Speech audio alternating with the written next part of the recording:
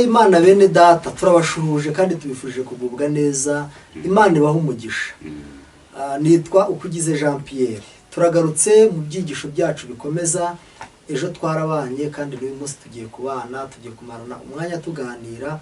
Reka nakire na bene data muri studio nabo basuhuze kandi babibwire dukomeze n'ingingo yacu y'uyu munsi. Karibu mwene data. Turabashuhuje bene data, mugire igitondo cyiza. Nitwa Nzabamwita Pierre. Murakoze cyane. Nanjye nitwa Aimable Nshimiyimana. Yego, barakoze cyane. Rero reka tujye mbere mu ngingo y'uyu munsi, ariko mbere y'uko tutangira reka tubanze dusabe Aimable adusengere. Data wera uri mu ijuru utwitaho uko bwije n'uko bukeye, tugushimiye cyane umwanya uduhaye wo kwiga ijambo ryawe. Ibyigisho by'ishuye ku isabato tugiye kwiga, turakwinginze ngo utuyobore, udusobanurire buri wese umuhe kumvira ijwi ryawe rivugiramo, tugiye twizeye mu izina rya Yesu. Amen. Urakoze cyane, reka tunamusabe atwibutse ingingo twize ejo maze dukomeze n'ingingo yacu y'uyu munsi itubwira ngo ibisabwa kugira ngo habeho kwera imbuto. Karibu Aimable. Urakoze cyane. Ejo hashize twabonye ingingo yo kwa mbere avuga ngo ukoroha no kwishingikiriza ku kindi.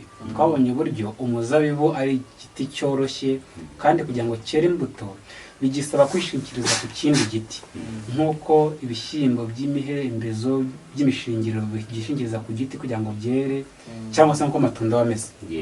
Sinjya mubona amatunda buriya imizabibu bijya kumera nk'amatunda, uretse ko yabaga ari minini kandi imizabibu bigira amaseri. Bigira amaseri, wenda mujya mubibona kuri no kava y'iryigisho, iseri rimwe ririho utuntu twinshi, igira amaseri. Rero igiti cy'umuzabibu ni igiti cyoroha cyane, kimeze nk'igiti cy'amatunda. Kugira ngo cyere bigisaba gufata ku kindi. Niko na Kristo byamugendekeye. Akiri kuri iyi si yishingikirizaga kuri se, akabura gukomoraho imbaraga ndetse n'ubufasha akabukomora kuri se, nawe ashyira abandi. Natwe nuko yigereranya n'umuzabibu, natwe tukaba turi amashami yawo. Ejo twarasubye muri Yohana 15 ku murongo wa 1 kugeza ku wa 3. Niba rero turi amashami, ubwo bivuze ko natwe dukwiye kwishingikiriza kuri Kristo kugira ngo tumukureho ubugingo bw'iby'umwuka. Arakoze cyane Aimable. Muzabe hafi dukomeze ibizi ngingo, tuzazisoza muri iki cyumweru dusobanukiwe Yesu umuzabibu w'ukuri. Ako kantu Aimable yavuze, abafite ibi byigisho muzajya mukarebaho, abari kuri screen murakabona uburyo kameze. Izi mbuto nibyerekana ko umuzabibu ari igiti kigenda kizinguriza ku kindi kugira ngo kibashe kwera imbuto. Rero mukuri reka tujye mbere mu ngingo yacu y'uyu munsi dusaba Pierre kudusomera muri Yohana 15:4, ariko iyo ngingo ubwayo iratubwira ngo ibisabwa kugira ngo habeho kwera imbuto. Ibisabwa kugira ngo habeho kwera imbuto. Utekereze izi mbuto ziri hano Yesu yagereranije akazivugaho. Noneho twumve imbuto dusabwa kwera, urebe amaseri ufite uko angana nuko ameze n'uburinzi afite. Reka rero tujye mu kibazo ngo ni ikihe kintu cy'ingenzi gisabwa kugira ngo umukristo agire imibereho yera imbuto. Reka dusabe Pierre adusomere muri Yohana 15:4. Muri Yohana 15:4 haragira hati: mugume muri jye nanjye ngume muri mwe. Nk'uko ishami ritabasha kwera imbuto ubwaryo ritagumye ku muzabibu, niko namwe mutabibasha nimutaguma muri njye. Kuguma muri Yesu, mugume muri jye, we ni Yesu wabivugaga. Mugume muri jye nanjye ngume muri mwe. Byashoboka bite? Reka dusabe, hirya twabonye uburyo tumwinjiramo, uburyo twinjira mu rugo mu byigisho byatambutse cyane mu cyigisho cy'igihembwe cyashize.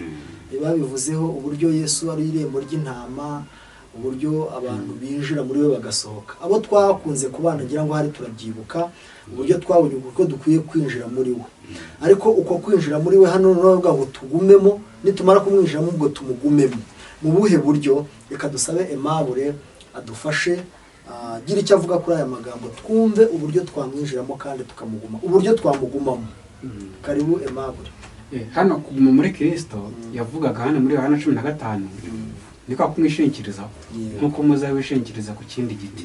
Ariko hari ikintu gikomeye mukwiye gutekereza cyane cyerekeranye no kwera imbuto.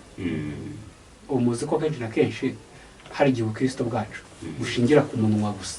amagambo ukavuga ukuntu uri umuntu mwiza, ukuntu wababariwe, mbese ubukristo bwacu bukaba nk'ubukristo bwo ku rurimi. Yesu yabwiye abigishwa be arimo arabwira iby'abahanuzi b'ibinyoma ati muzabamenyera ku mbuto zabo. Buriya niba umuntu ari mwiza cyangwa se ari mubi, nashaka areke kwirirwa avuga, ahubwo imbuto yera zitugaragariza uwo ari we. Niyo mpamvu nawe kugira ngo twere imbuto zikwiriye abihannye, bidusaba kuguma muri Kristo, bidusaba kumwishingikirizaho kugira ngo twere imbuto nziza. Imbuto mbi zo duha tuzera, imbuto mbi rwose buri wese ahavuka azera, ariko imbuto nziza, izi mbuto ziri kuvugwa ngaha ni imbuto nziza. Kugira ngo rero tuzere ni ukwishingikiriza kuri Kristo. Nari ngiye kuvuga ko hari igihe umuntu akubwira ngo kugenda umuntu avuga ko yakijwe nabyo ni ubuhamya nyine, nkaguhamiriza ko Yesu yangiriye neza. Hari icyo se bitwaye nkakubwira Yesu yangiriye neza, twahura nkakubwira nturaho Emabo Yesu yangiriye neza yarankijije. Ubwo buhamya ni bwiza kubivuga, se ntabwo tubyanze ntabwo tunabihakana, ariko reka ubwo buhamya bugendane n'imibereho yahindutse. Nonese ntuzi nk'ubu wowe kugize ushaka kubwiriza nkavuga ni ibyo abwirije nama rwose ni ibinyoma, nkabihakana rwose ndiro mu iteraniro, ariko hari ikibwirizwa kitagishwa impaka, imibereho yahindutse. Icyo kibwirizwa rero icyo gikenewe niko ko imbuto zikwiriye abihariye. Nubwo navuga ngo na Yesu yangiriye neza, ariko ngo nagombye kubanza kureba ya masere mfite mu rugo. Yego, aba ari meza twabyemera, ariko aba ari mabi, izo mbuto zawe ari mbi, none ibyo yari bavuze ntacyo byiza tubyibagirwa. Komeza rero, karibu komeza. Hano mwifuzwe byose rero none nigiye gusoma. Wifuzwe byose paje 675 yababwiye yuko isano iri hagati y'umuzabibu n'amashami yawo igaragaza neza isano bakwiriye kugirana nawe. Ishami iyo ritewe ku muzabibu rifatana nawo, ibigize iryo shami byose bigahuza n'umuzabibu, maze bigahinduka naryo igihimba kigize uwo muzabibu. Ubuzima uwo muzabibu ufite ni nabwo buzima iryo shami rigira. Ni muri ubwo buryo umuntu wapfiriye mu bicumuro n'ibyaha ashobora kongera kugira ubuzima biturutse ku isano afitanye na Kristo. Iyo sano iboneka binyuze mu kwizera Kristo nk'umukiza wawe bwite. Umunyabyaha mu mbaraga nyafite yifatanya n'ububasha bukomeye bwa Kristo, bityo umutima we urimo ubusa ugahazwa na Kristo.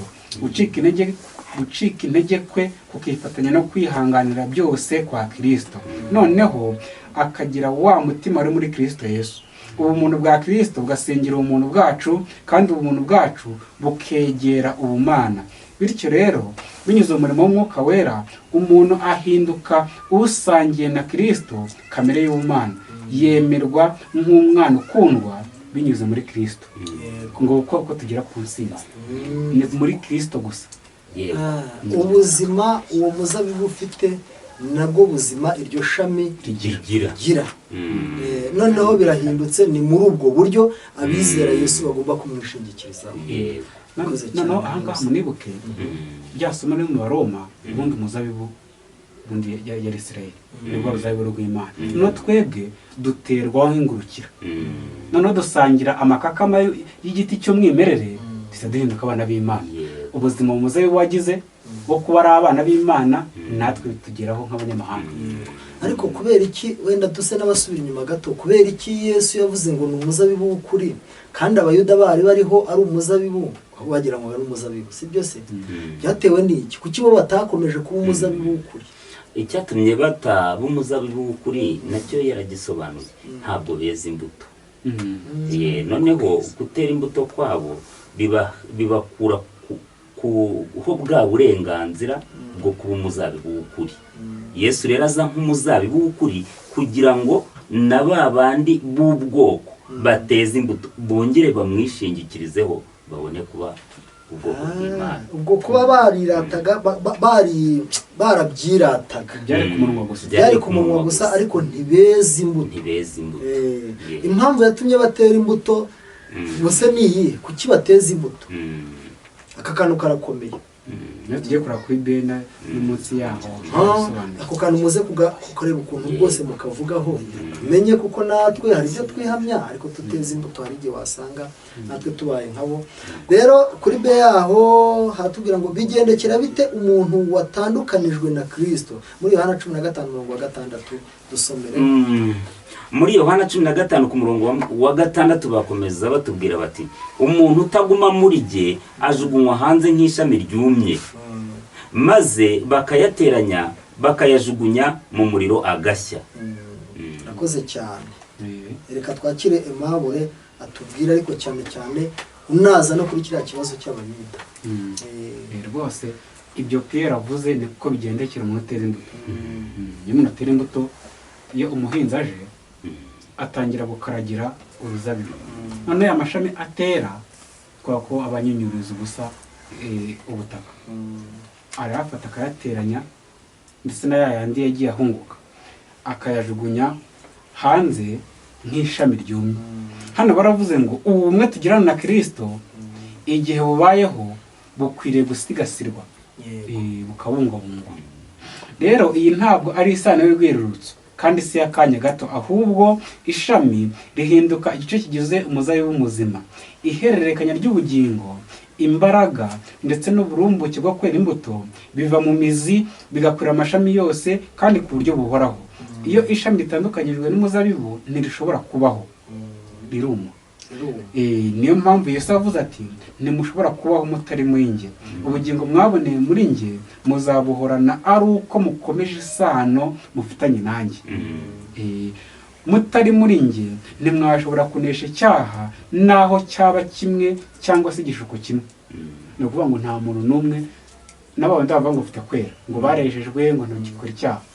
Utari muri Kristo Yesu ngo ube ushamitse kuri we, ntabwo ushobora kunesha icyaha nubwo cyaba kimwe cyangwa igishuko, kubera ko imbaraga y'icyaha cyangwa se kamere tuganisha ku cyaha iturusha ubushobozi twebwe ubwacu. Yego, ni gute twaba bigishwa nyakuri ba Kristo, ni gute twamugumamo? Reka dusabe Pierre adusomere muri Yohana 15 umurongo wa 4.